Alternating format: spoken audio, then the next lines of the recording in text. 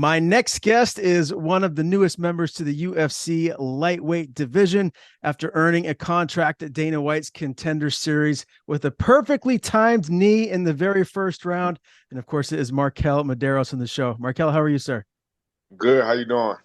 I'm good, man. What a performance! And initially there was some hurdles to overcome. Obviously, Issa's a great wrestler, but man, you came right out of there. You landed some massive strikes, and that knee was perfectly timed. Is that kind of how you saw it going?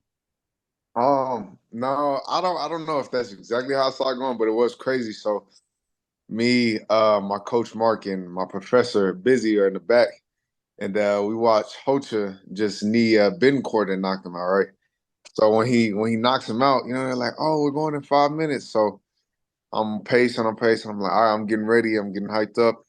Right before we walk out, I look over at my coach, Mark Montoya, and I'm like, "Let's make it two in a row." And then he's like, "Let's." And I'm like, "All right, let's do it." So I'm walking out, fight goes on, but it was just crazy that I said that. And then right after that, kneed him and knocked him out. Made it two in a row. Oh man, it was a beautiful knee, and it was kind of shades of your teammate Chris Gutierrez did the same thing to Frankie Edgar. Did you? Is that something that you guys obviously train and practice? Obviously, you're training everything as mixed martial artists, but that specific move, that knee, is that something that you're doing a lot? I think over the years we've trained it so much it becomes second nature for everybody. If Man, there's so many guys in that gym that train that knee, like Jonathan. Brandon just knocked out Nateus Nicolau. One of my boys, Yusuf Zalal, knocked out a guy at LFA to get into the UFC to do that. So it's just something that's consistent at that gym for sure. All right. Going into the fight, I mean, this is a high level opponent. What was the game plan before fight night? Obviously this guy's a grappler, Isakov. What did you feel like you were going to be in for? Did you think this was going to be kind of like a long, grueling fight? Not really. I feel like people gave him too much respect. Not necessarily media, but like if you watch his fights, guys respect his wrestling a lot. So my plan, I was like, you're gonna be in for a fight. Like I don't care what you do or what you're good at. We're fighting it. We're not coming here to have a technical battle. Because if you see in his fights, if you make it a technical battle, he's great. Once you make it a fight, that's where it's like okay. So. And you were changing your stances a lot in the fight to kind of mix things up. Is that something you normally do, or was this opponent specific? I do that a lot. Maybe I did a little bit more just because wanted to give him a different target, right? Because if I give him the same leg, it's easy to set up a double leg or a single leg.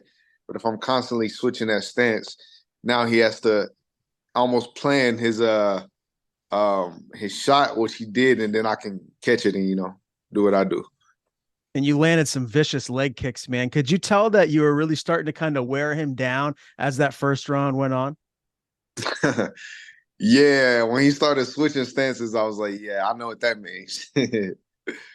And then ultimately the knee, as I said, perfectly timed. And I mean, I thought he was going to be out cold. It definitely was a knockout, but it looked like he came to pretty quickly. So those last couple of shots that you landed, I feel like were very, very warranted. Did you feel like you had him out after the knee, or did you think maybe I need to land a couple more shots?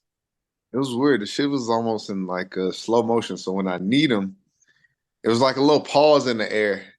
And then I'm watching him go down. I'm like, fuck. So I pushed him. And then when I pushed him, I felt his body go flail. And I was like, oh, yeah, he's done. But, I still got to do it till Herb Dean pulls me off. So 100%. The commentators are very complimentary just of your stand-up abilities and just how good you are, how crisp your striking is. Do you feel like at this moment that's the best aspect of your overall game? I mean, yes, but I also feel like a lot of my game hasn't been shown. Uh, if you actually watch some of my fights, because I remember media was ripping my ass. It was like, oh, he has poor wrestling, horrible wrestling. There's a couple fights where I purely just wrestled the guy for 3 5 minute rounds and barely struck in one fight. So I think I'm well rounded, but yeah, striking for sure. You talked to Dana after you got the win. Did he tell you right then and there, yeah, you're signed, or did he make you wait? Yeah. Nah. He was like, hey man, I usually don't do this, but I'm not even gonna wait. He's like, you got it. And I was like, my man. Obviously, man, that's just got to be a lifelong dream, coming to reality. Can you just kind of put into emotions what it was like to hear that from the boss? Uh, man, it was great. It was obviously a proud moment. Like being in that moment was phenomenal, and um, it was great. But I also feel like, can you see me? Oh, Yeah. I also feel like it was expected. Not necessarily because what I did that night, but the amount of work I put up in the last 6 years to get to that point. What was the celebratory meal? What'd you guys do afterwards? What'd you go out and eat? Man, we went into a little steakhouse, nothing too crazy. We were gonna go out. I probably drunk a little bit too much howler before we got to the steakhouse. But yeah. Do they take care of you guys with that being like an official sponsor of the UFC? Do you guys get that for free? Yeah, we got that he gave us a bottle of howler, so I think at least a quarter or a half a bottle was going between all four of us by the time we got back to the hotel. Not even dressed or anything yet. Yeah, fair enough, man. And I saw after you got the win, I saw a few of your teammates in the stands: Yusuf Zalal, Jonathan Martinez, Chris Gutierrez. Are you still in Vegas right now, or did you head back to Colorado? Um, I did head back to Colorado. I was my teammate Chris. I was supposed to corner him, but I had already promised a couple teammates back here in Colorado that I was gonna corner him today. So I got to go corner some boys tonight, and Jonathan and Chris go do their thing tomorrow. All right, man. Tell me what you think we're going to see tomorrow night with Jonathan and Chris's fights. Obviously, Martinez has got a tough opponent in Yanez, and Gutierrez is taking on Alatang Lee. What do you think we're going to see in those two fights? Without giving too much, I think you'll see. I think you see some unexpected finishes, some finishes in some place you wouldn't think. So I'll just say that. Obviously, you're going with both of your boys getting their hand raised, right? Of course, of course. Hey, if I say anything other than that, that'd be a wrong answer, man. I just spoke to Yusuf fairly recently, and he's on Mhm. quite a streak since he was, released from the UFC. Do you think we're going to see him back? And if so, do you think it's going to be the next fight, or do you think he's going to have to do one more before he gets re-signed? I think man. I was talking to my coach Mark Montoya when we were watching the rest of the Contender Series fights after my fight. I was like, if some of these guys can get signed and Yusuf can't, like that this season on Contender Series, something's wrong because he's elite of the elite. So I think he should get in on his next fight for sure. I think I'd have to agree with you on that one. Tell me what makes Mark Montoya such a great coach. I've spoken to a lot of fighters at Factory X over the last couple of years, but tell me from your point of view. I think first of all, you got to look at him as a man and who he is and how he carries himself. That's number one. Because in order to make a bunch of leaders, you got to be a great leader yourself, right? And then secondly is his passion and his mindset for the game. It's not many guys who are willing to go as deep into the game as he is because he's not just a one trick pony. He's not gonna come in and just teach you striking and leave. He's gonna be there for wrestling. He's gonna teach you some jiu-jitsu. He's a jack of all trades. But I think his leadership and then his mindset for sure. And what is that balance like for you, MarQuel, with just your personal life, being a dad, a family man, and getting the work in? How is that balance like? Has it been difficult, since becoming a father? None whatsoever. But I give that credit to my girl. She takes care of the house, and we we go knock people out, and we take care of the bills.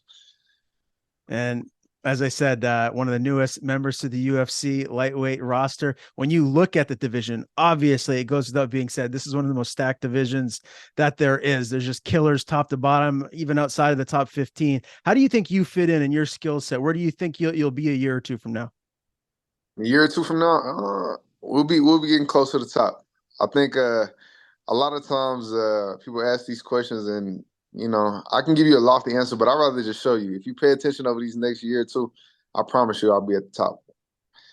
Give me a couple fight picks. Next weekend, we have big UFC pay-per-view. We're going back to Abu Dhabi. The lightweight title is on the line. Makachev is defending against Volkanovski. It was supposed to be Oliveira, but we're getting Volk too. So what are we going to see in this matchup?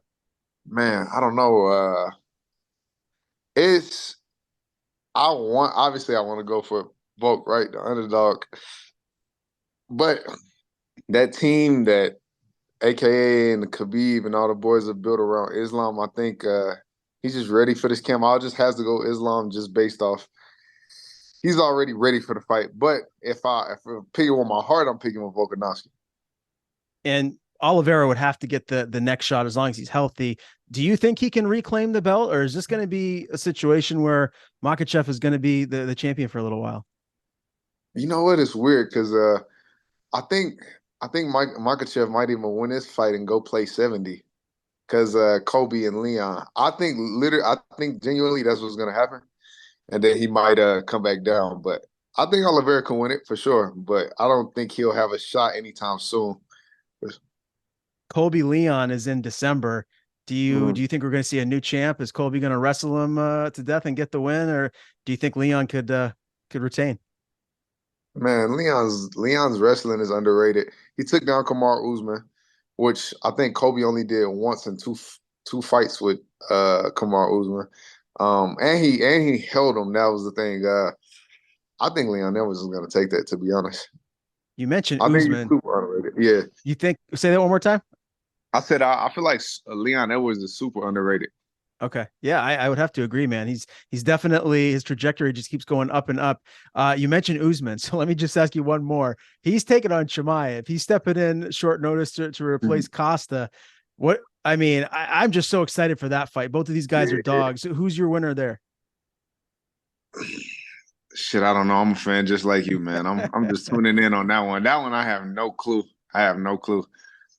You're staying away from that one if you were a betting man. You can't bet on UFC fights now that you're in the UFC, but if that's why I'm staying away. Okay. Fair enough. Let me ask you this, MarQuel. You're only 26 years old now. When do you think you're going to make your UFC debut? And are you one of those guys that want to stay as active as possible and take short notice fights? 100%. Shit, I want to get on that card with Brandon Roybal because that's a big card for us at Factory X. It's not our first title fight, but one of the few that we had. So I definitely want to get on that card. But if I can't, whenever is whenever. Would you take a short notice fight up a weight class or a catch weight at 160, 165, or do you just want to be fighting at 155 against guys that are in your division? It doesn't really matter to me if the opponent is right. Let's get it. All right, man. Well, after your performance at Contender Series, I know the fans out there can't wait to see what's next for you. Again, congratulations on the win and earning this contract. Pleasure interviewing you here for the first time. Before we do sign off today, I want to give you the floor. If there's anyone you want to thank, anything you want to plug, the floor is yours. I would just want to thank everybody who helped me for this camp. I wish I could name you all individually, but there's a lot of work that went into that. Appreciate Factory X and man, let's just keep getting to it. Keep getting to it. Tune into the next one. I guarantee it'll be better than the first.